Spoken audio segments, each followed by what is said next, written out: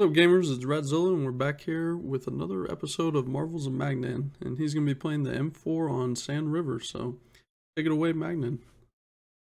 Yeah, so unfortunately, this will be the last replay of the M4 ever featured. I'm no longer gonna play this tank. Uh, I do get really good matchmaking here and a good map and the good side of the map, which is really good. Um, Basically, what you want to do on this map from encounter is you always want to go to the dune that's in D6, D7, and you want to look down on people that push up the A line as your early play. Sometimes you do get up on, and you do end up getting unlucky with some shots, bouncing sides and whatever, but that's just the nature of the game. But overall, it's definitely the only play that I can see that works on encounter. And luckily enough, the cap on this map from encounter is really badly placed, so it's very rare that a lot of people will go for it first try. So you do end up getting a massive early farm and even mid farm and end farm. So this position is really used in competitive a lot. It's pretty known at this point. And what you want to do is you want to poke your entire tank to around the dead end of the dune to where you can use your gun depression to hide as much as you can. Obviously, this tank is not like a cron or an STB, so you cannot poke a stupid angle and not be really penable because this tank has really bad gun depression. But it still works out. I do get 2 shots here. Should have gotten 3, but it is Yeah, what the it is. third, or the one on the 430 was a little sketchy. I thought it was like lower hole, but I guess not. Yeah, I was pretty mad when that happened. Honestly, it was really weird because 296 AP on the side of a 430 shroud pan every single time. Yeah, But it is what it is. Yeah, I do run 30 AP in this matchmaking because nothing is really good for using HE. Honestly, the HE on this thing is not really good either too much. The only case where I would run HE was for maps like Pilsen, where you have to knock off a door with HE for a shot to where you can get 1 or 2 shots of bleed. Otherwise, right. HE is not really used. And you can see the rotation. Really important. This rotation is gonna get me a really good little farm because a lot of people committed north, and because of how this map is made to where they have to push you on the north, you can basically sit where I'm at or where the ML1 is, and you can basically farm them until they die. Right. And honestly, there's not much this 430 can do. He fired on the ML1, and I did get a nice fire, which is nice little compensation for the RNGR earlier. Really nice. And the convoy is not really aware, so I will get a free shot on him. Very nice. And from here, the convoy pushes down, which is really stupid in my opinion, but it's whatever. And you can see that right now, like I said in the previous game, I'm in the really good high ground, so I can basically dictate my next engagement, which I will take against the T55A. I do see to my right that there's a Wheezy 1-4. I do end up blocking his shot, which is unfortunate, but it's not really my intent. I do want to get the T55A killed because this guy can be a threat to a lot of my HP and just a full tank on my team because he was in a really nice low ground.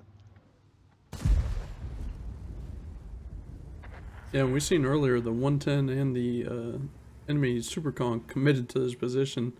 So even if that Superconk was alive, you put yourself in a really good position to farm even more potentially. So it was unfortunate commitment by them. Yeah, really bad commitment. Definitely the definition of overextending for sure. Yeah, that's where And the watching the E3 right minimap here, comes in yeah, handy.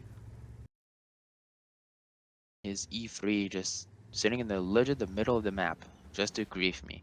And it's really annoying because right now if the E3 wasn't there, there is 2 plays that could have made. One pushed the T32 or the other one pushed the Wheezy 1-4. But you cannot really predict that. So what I'm gonna do is just sit on the dune, and because the dune is honestly way too overpowered on this map, you Hmm. can see just how much angles I really have from this position. I do try a cheeky shot on the E3, but no chance. I pen that. Not even worth peeking for. The E3 has also really dumb pen, so it is whatever. I do see an opportunity though to bleed him because 296 pen on paper seems pretty bad, but on the side of the E3. it pans because AP has really good it has no normalization. Hmm. It's basically the same as heat, which allows me to just, remove a quarter of his HP, which is really good for later on. And from here, I try again to see if I can get a shot at D32. I do see that D3 is not sitting mid for some reason, just to poke me, which is really odd. And right here, I will do a very risky play because there's an unlit G-Sor. I was not expecting it to be D2, D3, so that's why I'm picking on the T32. Really nice shot there. Really good roll too. That's the great thing about 560 alpha. And you can see it's 7 to 9. We're down around 5k HP, nearly 6k. And from this position, I see it's really hard for them to push me because I see it miles away before it comes. Hmm. And the G-Sword here is gonna be pushing the T54, so I'll try to get a shot on them. Really nice shot there. And like you can literally just see, I can see almost all of the map from this position right here. And they have near no chance to shoot me back. They're gonna shoot me back, obviously, but they have no chance to really hit my couple, even though it's pretty big. The position I'm sitting right here is a really hard shot to take. And you see the 60 TP there? It's really a Yep. dangerous tank. It's basically the only threat to this game. Him and the E3, but the E3 is kind of stupid, so I don't see him as a threat to my game a lot. But the problem is that I cannot pick D3 because the 60 TP is there. I do see the 60 TP going down, which is really good for me. That's a big mistake on his part. Honestly, you never want to push that dip in pubs. It's horrible. He will probably kill the Minotauro though, which is not good for me because the Minotauro basically prevents D3 from YOLOing me to my left. But it is what it is. You gotta do sacrifices. And right here, I see the T30. Somehow, I get really good shot into the top of his roof, which is super dumb, but it is what it is. And that's That's the a pretty crazy low roll too. yeah 476. 476. I do get a second shot, which is 636, which is really good. And I'm at now 8.8k damage, and there's 7k left up.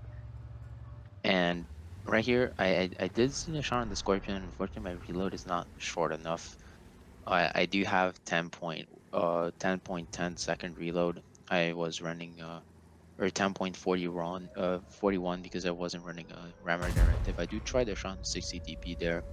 Obviously won't pan, but I Yeah. could try it. I still have 13 shells. In a game with so And much dice roll, you might as well try. yeah, exactly. You miss 100% of shots you don't take, even though it was like a pretty dumb shot. Yeah, I still took it. Really nice shot there. Taking off his tracks. I do see the G sword exactly. He's in my base.